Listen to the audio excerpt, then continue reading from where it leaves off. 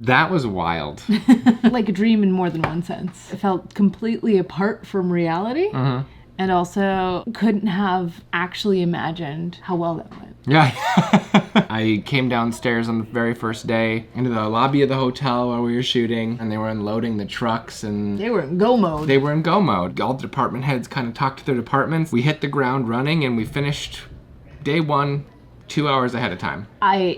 I did not know what to think about that. It all seemed good. Everything looked beautiful. Yeah, these are people who get paid to do this, and this is what they do. We had a crew of 30 people who all just hit the ground running, had their plans, had done their work ahead of time, and were doing their work on the day. Talked to our DP, Mike Bove, and our AD, Josh Schilling, and we would get together and we'd be like, what is the scene? And I would be like, well, here's what my shot list is. I'm also open to any ideas. Boom, boom, boom, boom, boom, boom, boom, boom, boom. You know, most scenes broke down into maybe 3 shots. The lobby scene, our very first one, was like 7 to 9 shots. It was like it was the introduction of our main character. It was everything. First day.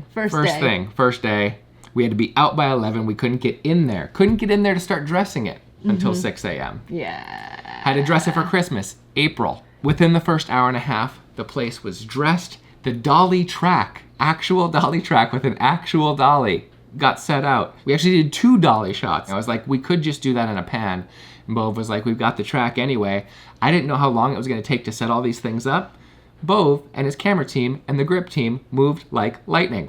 They moved like lightning. Yeah. Tom, the gaffer, he comes with all of this beautiful gear, and he's got a team. Bove is like, what about this? He goes into his microphone. Everybody's got like walkie-talkies everywhere. And then they go. So my job basically, sorry, I got distracted by how awesome everyone was. Lay out the shots, get the actors in for blocking rehearsal, just to see where everyone ends up, see if the actors like my idea of the blocking of the thing. Josh is like, okay, everybody step aside. This area belongs to camera and lighting. They do their thing for a while. I stay close by until Bove has a shot up and somebody's standing in, usually the second AC. Trina, she was a very handy stand-in. And Josh when we needed somebody slightly taller. Yeah, Josh and Trina were the most often stand-ins. Yeah. And Trina, second AC, who ran our digital, had the time code. We had a time code clapperboard. Dude, we had all the stuff. We had all the stuff. Bove would be like, shot for sale. I'd be like, great. Or I'd be like, can it be slightly wider? Or I'd be, you know, can we move slightly this way? He'd do his thing, make it all fixed, and then we bring in first team actors. Josh would be like, Bove, need a rehearsal. Camera rehearsal's up, folks, camera rehearsal's up. Bove would be like, yes or no, and then we would go into shooting. He would say last looks, and then all of the hair and makeup would fly in and just... And wardrobe. Yep, low on wardrobe, and they do all the things. They tuck everything, they get it all perfect. Make sure that the necklace is out on top. Check all the eyelashes, get it, hairspray. Gotta cover the lens while they're hairspraying. There's so much hairspray, and then we would just do that for 12 hours a day for 12 days. We only went overtime twice. Yeah. We finished under time probably twice. Yeah. It went very well. Everything looks incredible. Like we finished 2 hours early, and I was just like, did we do something wrong? It wasn't until we got word back from Ryan, who is our colorist. Yeah, and our post-production supervisor. And our post-production supervisor, and he told us that it looked great. And then I was like, we did it. We've just kind of re-landed into reality. Yeah.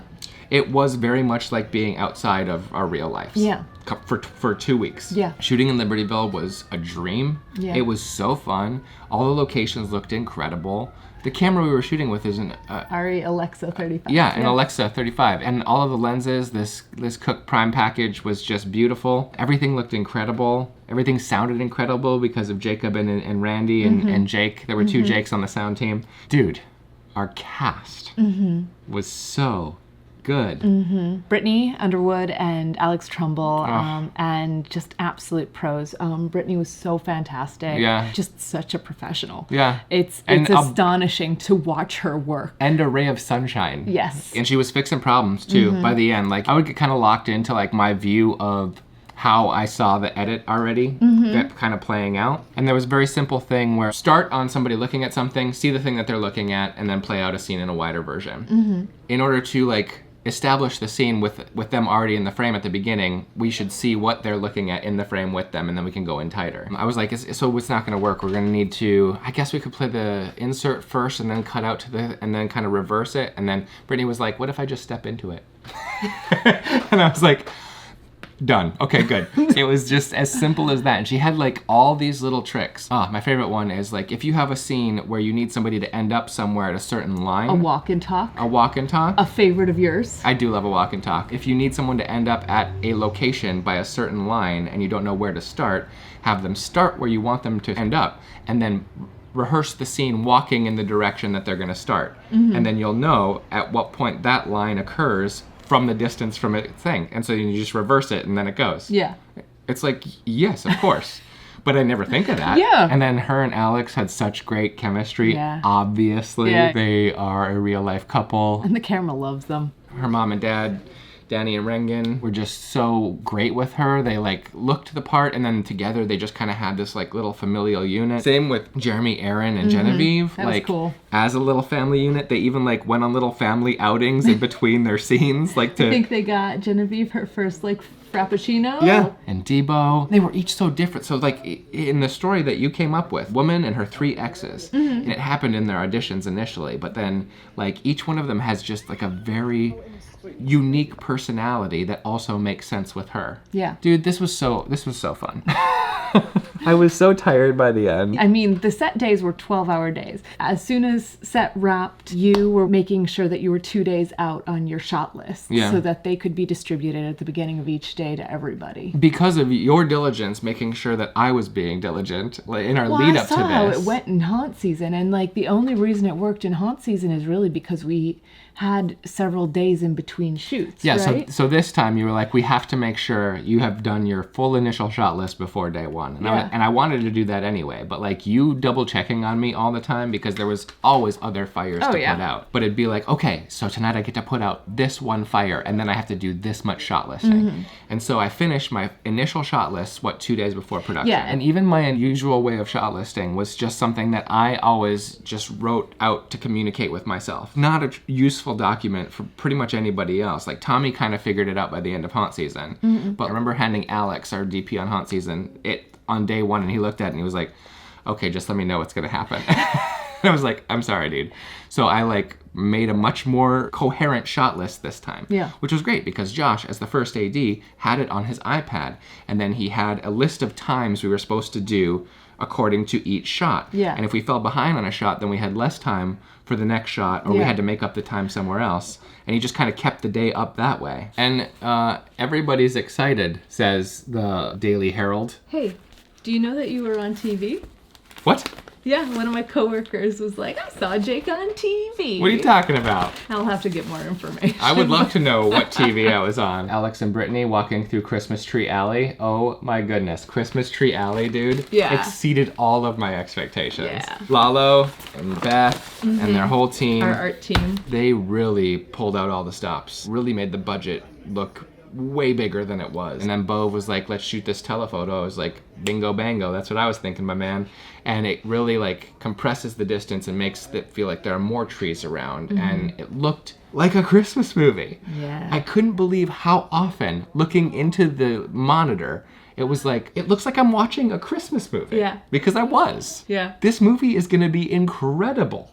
It's going to be great, Liz. I think so, yeah. I'm so excited. I just can't believe how good it ended up. Yeah. You know, as tired as I was staying up, typing up shot lists like hours after we So said it yeah, so wrapped. your days were like 18-hour days. And I was like away from home and I missed kiddo and I missed, you know, at least you were coming out every day. I'm really happy you were able to take the time off too. work. I don't know that anything will ever hold a place in my heart the way haunt season does. Sure. Because that your was us. And we were inventing the wheel on it. Sure. X's just feels like a game changer. It's like working with session musicians, you know? It's like seeing how a group of people who do this for their living coming in to just do it on a tight 12-day schedule. And the thing is, like 12 days didn't even feel like we were moving at like an insane pace to me either. I think because of John and Chris's excellent guidance. Yeah. They had us cut some pages, they had us cut some locations Yeah. to try and get the page count and the number of places that we were trying to film into what could be accomplished in a 12-day schedule. It felt like moving at a very usual pace for us. 8 to 10 pages a day. Pow, pow, pow, pow, pow. The We Funder continues to exist. Yeah. We did our rolling close, which means we that... reached our initial goal. Yeah, and now we're oversubscribed. Anybody who wants to hop on board at this point can. Yeah. And we can actually go through the CPA review now that it's a process. Essentially what it means is that people can continue to come on at whatever level they would like to in the movie to end up in the credits of it. Yeah. Because we can always put that money into more post-production. We're going to need to add a lot of snow. Yes. Art team put down a lot of fake snow, but Matt's going to go in and fill it out and desaturate all of the budding greenery. Yeah. Post-production is this whole other new thing that it takes so much off of my plate I can't even believe. Yeah. I do have to do the initial edit, but I'm kind of glad because I shot for my edit. Yeah. It would have been nice if someone was piecing together an assembly while we were shooting. But outside of that, I'm very happy to be the one to lay eyes on and kind of piece together this thing. That footage should be coming shortly because they are processing everything, syncing all the sound, and putting it into ProRes files that I can then edit here. It's an awesome workflow that I'm very excited to experience, just like every other part of this thing. I can't believe we're on the other side of production. Yeah. Can you believe it? Barely. It's pretty nuts. Breakneck. There's no way things like this happen again.